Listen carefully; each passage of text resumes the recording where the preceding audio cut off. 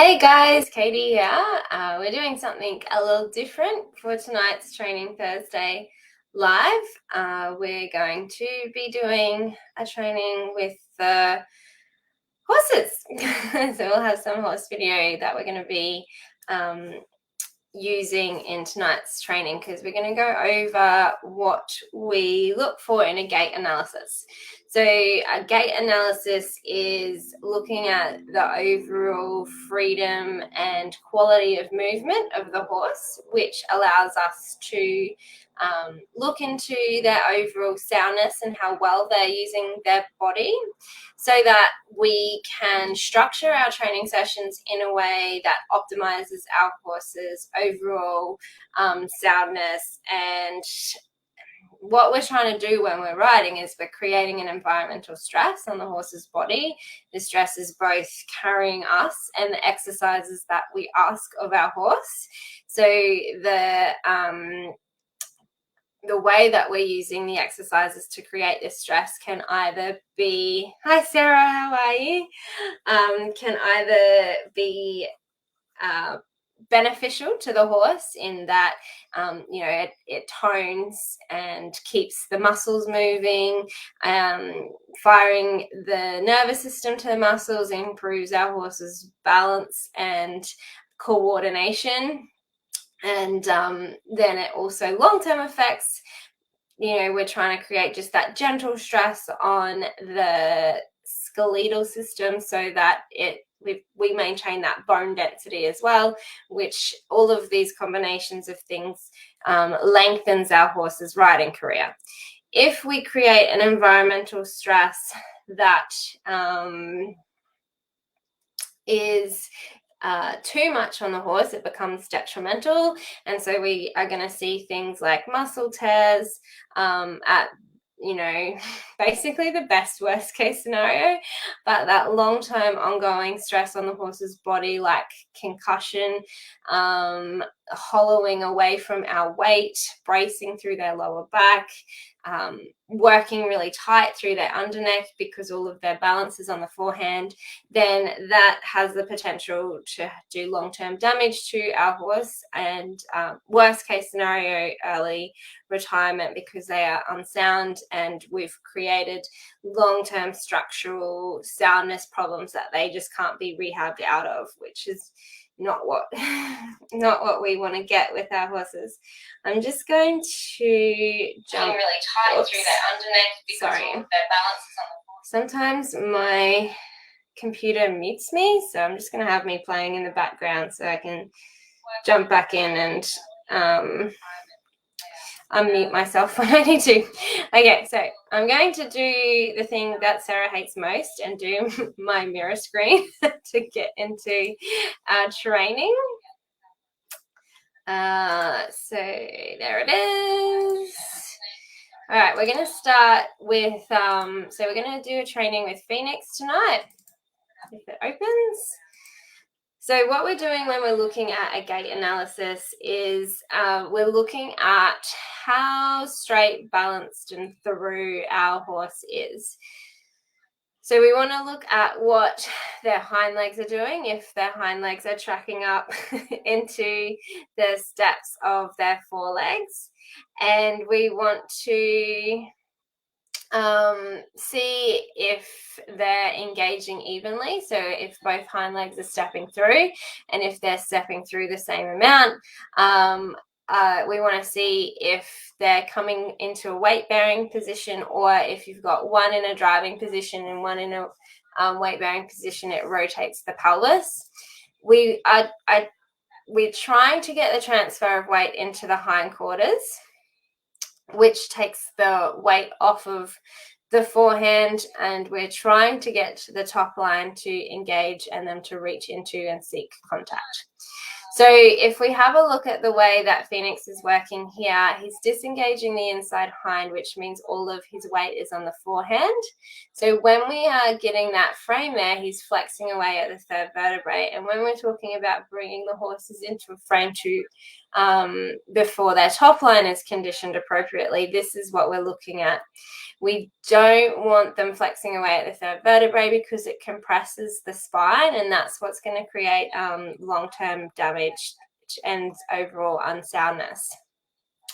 So we can tell when our horses are working on the forehand because they have the muscle under the neck here engaged, but also because they won't be stepping up evenly from behind. So here you can see where he's starting to engage the left hind. He's stepping that through into a weight-bearing position, but the right hind is disengaged and driving. And so what that's doing is it's creating a rotation of the pelvis. So you'll be able to see it as he walks away from me here, where the right hip is dropped, and that's because the pelvis is rotated so that the left hind is engaging. You can see it there, and the right hind is disengaged. And so, you know, our horses, they find ways of working that requires less effort, and that therefore makes them more comfortable. So we want to try and get them to put in maximum effort to hold good posture for long-term muscle development for soundness. And so it's just being able to be aware of these smaller nuances that, you know, like I've been training my eye for a very long time, so I'm really excited that Sarah could see that.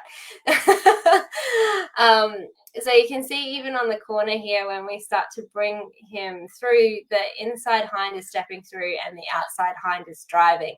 And so he is mostly working with engagement on the left hind, but not of the right hind.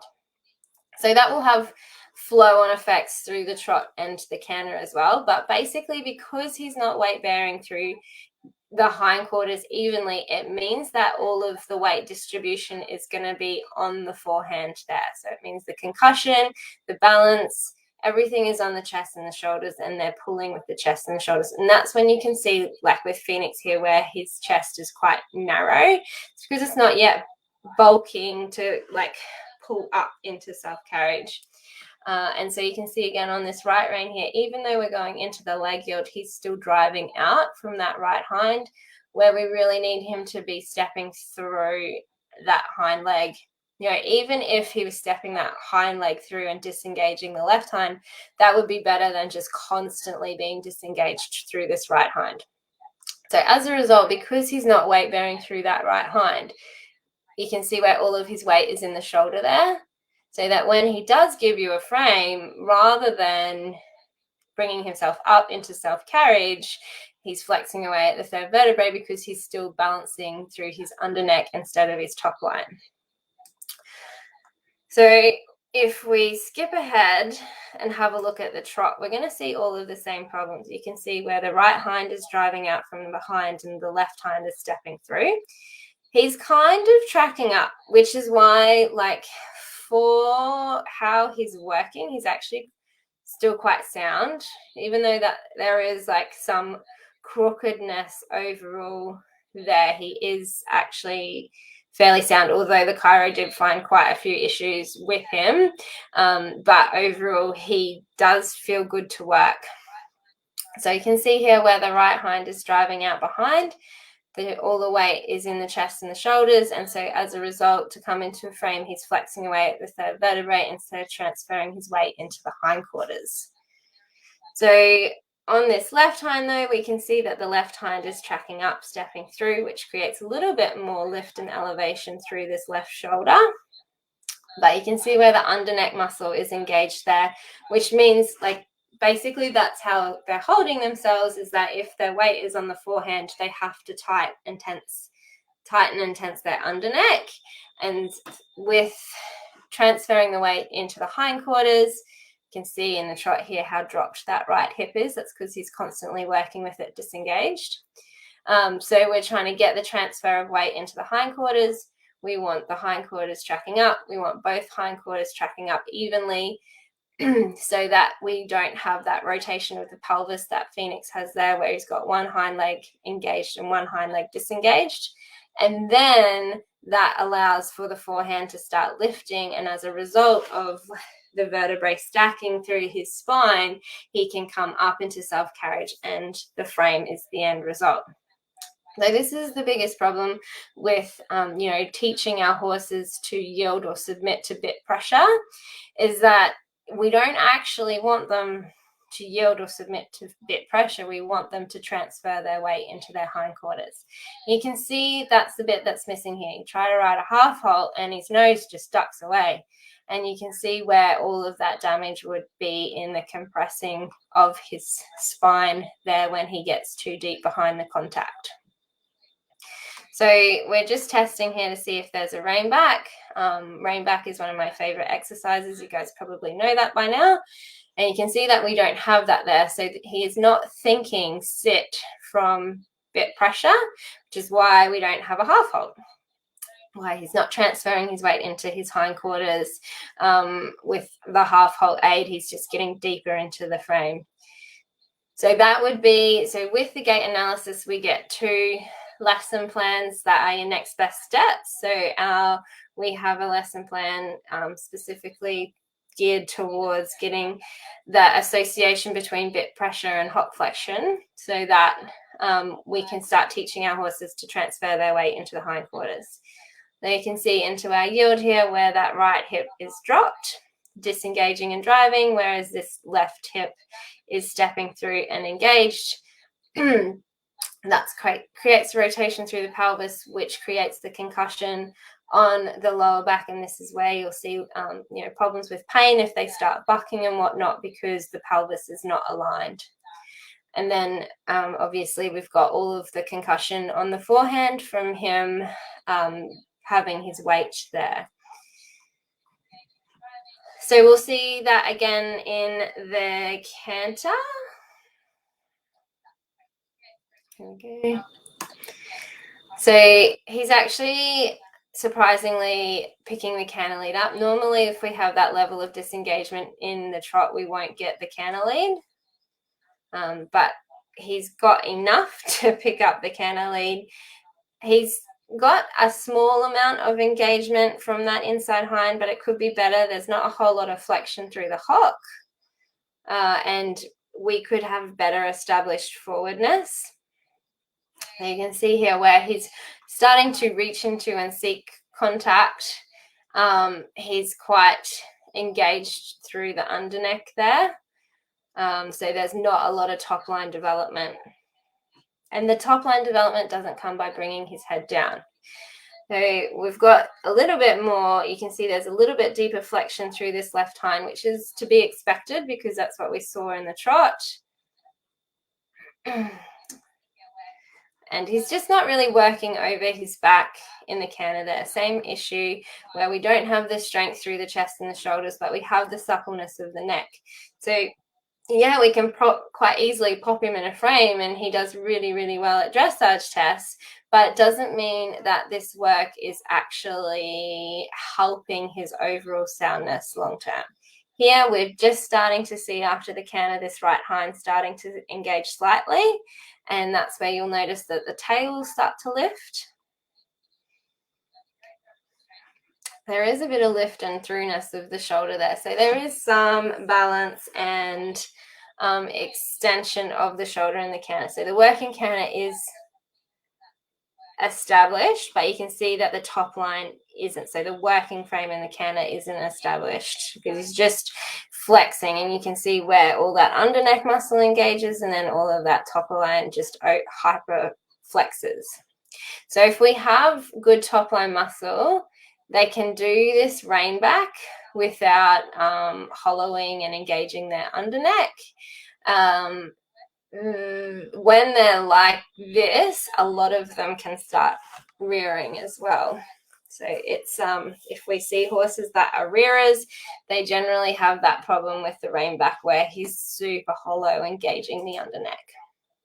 So that was our first gait analysis for him. After doing 5 months, I think, of green to self-carriage lesson plans. I need to get to a place where I can actually show you what we've been working on.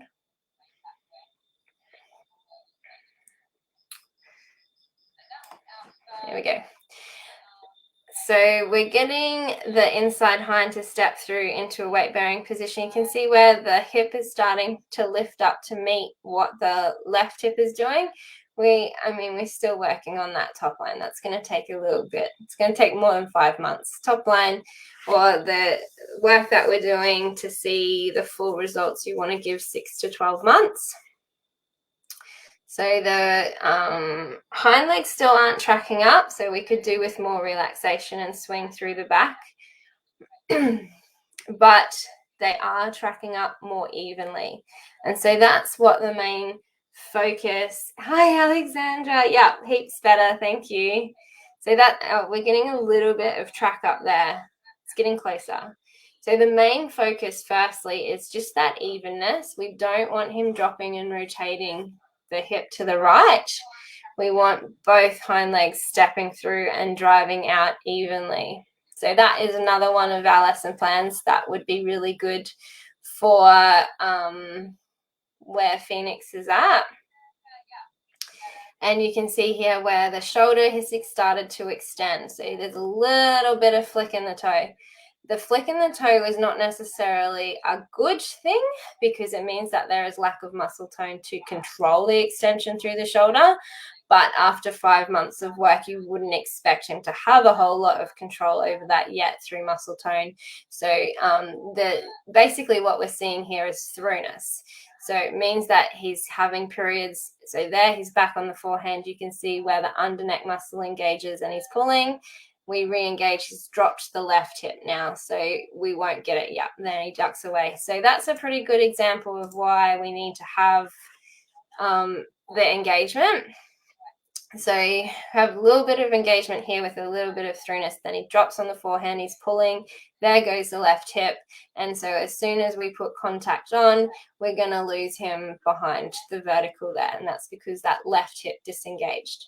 So we want to have both of those hind legs engaged weight bearing because that's like the base of his posture. If he's got his pelvis rotated one way just because he's basically being lazy, then you're going to not have him stacking himself because it's crookedness. We've crookeded the pelvis. So then, the top line isn't going to engage. So then he's not actually going to come up into self-carriage. So then the weight bearing has to be in the forehand. So then the under neck muscle has to engage, which you can see a little bit there. Because he's on the forehand there, see, he's disengaged, he's driving off of that left hind. And so then any frame that we get will be a false frame. So that's where it's really tricky with Phoenix at the moment, is because he doesn't have a cue that we can use for a half halt, because as soon as we apply bit pressure, it goes behind the vertical. So it makes it a little bit harder to get it makes it a little bit harder to get the half halt working and to get the transfer of weight into the hindquarters because I don't have a half halt in the contact at the moment. A little bit of step of the throughness there. Can see the extension through the shoulder and reward him for extending the shoulder. So that's what we're kind of trying to see there. He's falling out through the shoulder here. So we want to re-engage the outside hind, straighten him up, and there's your throughness. So that is where his body starts to straighten out. We can tell that his body is connected through to contact there because he can stack his body enough to extend the shoulder. So that's the difference between, like, if he's rotated through the pelvis and drops the hip, he's going to pull with the forehand for balance, but if he's balanced into his hindquarters, he can extend the shoulder. So the other thing about warming him up is that we don't want to just pop him into a frame because that's going to obviously flex him just at the third vertebrae instead of work him properly over his back. So we want to use our exercises that warm his back up through to contact and then hopefully try and cue something in. So a little bit of lateral work.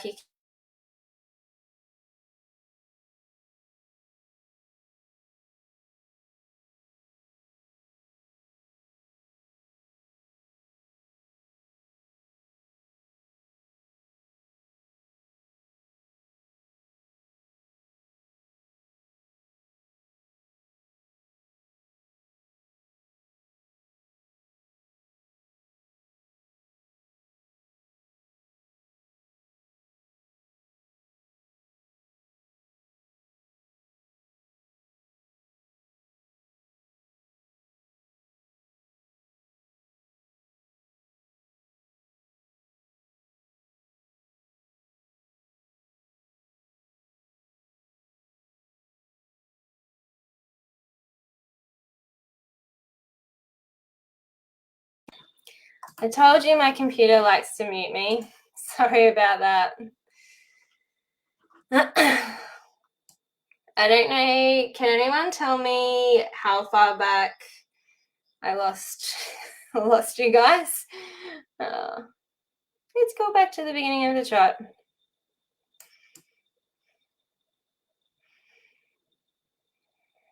Oops. All right. So the right hind is coming through here, and the left hind is disengaged.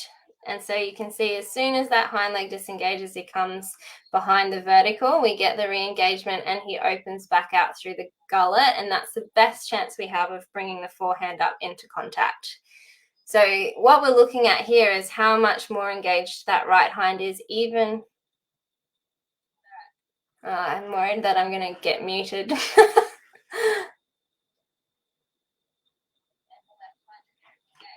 So the right hind maintained its engagement all the way through that serpentine, which is pretty impressive. Normally, if that hind leg is going to disengage, it's when it's the outside hind. It's a lot easier for them to disengage the outside hind than the inside hind.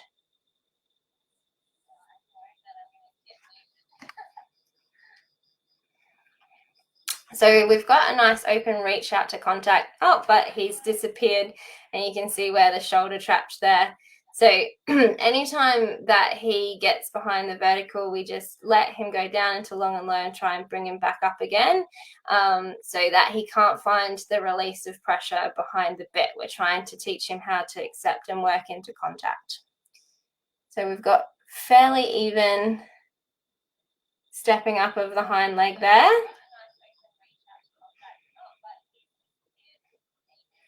And he's nearly tracking up. So we're getting pretty close to self-carriage here. We just need to try and get a cue from the contact where he actually works into the pressure and not sneaking behind it. So you can see that one there, where there's a little bit of contact, the shoulder comes up and out. That's what we're looking for. So both hind legs are engaged, contact comes on, shoulders extend, but then he disappears again. So we want to keep the gullet open and him out, seeking the contact more there when we're asking for the lift of the shoulder. But that is a little bit better there where he's open and out to the contact. So you can see here where we've lost him again. So as soon as he gets onto the forehand, disengages the hind legs, and he's going to be folding away behind the vertical. But when we get the hind legs through, you can start to see the throughness of the shoulders as well. So the weight bearing comes into the hindquarters, and so then we get the extension of the shoulder, or the throughness of the shoulder. It's not extended trot, it's just that he can extend through the shoulder. Lost him behind the vertical there. Lost my half fold.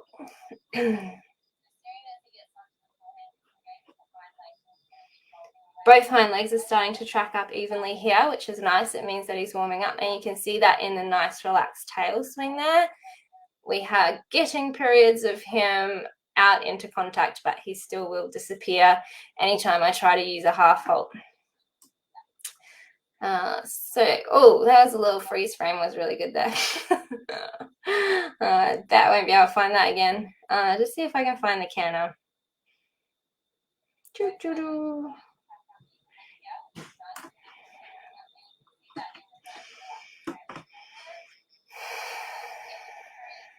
You can see the inside hind is actually coming through a lot more in this lesson than it was in the first one as well. So both hind legs are engaging more. The outside hind is disengaged.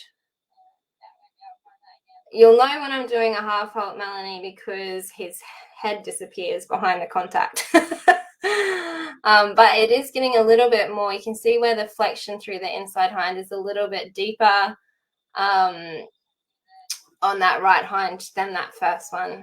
The left hind is starting to get a little bit better, but you can see that the right hind is disengaged and driving.